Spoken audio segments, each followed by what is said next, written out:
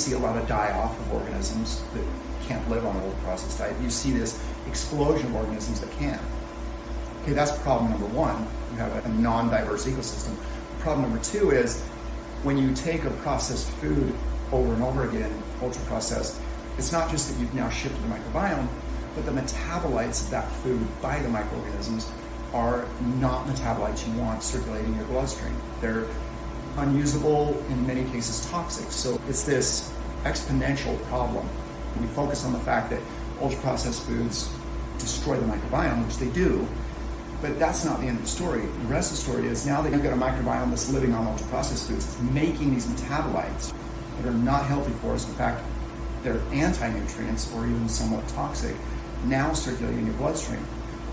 Hence, when you're on ultra-processed food and you're finding cognitive or you're finding hormonal imbalances, it's because of the metabolites from the microbes that have now been grown by the food, if that makes sense. And that's a crucial next step, going from bugs themselves to what is their job and what are they doing to all these things. And what they do is generate a lot of metabolites.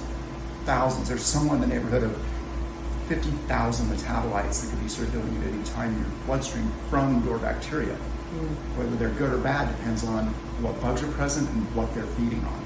Is that why people feel like poo when they try to come off an ultra-processed diet, because you've killed all the... Yes, and keep in mind that the microbiome is essentially another organ.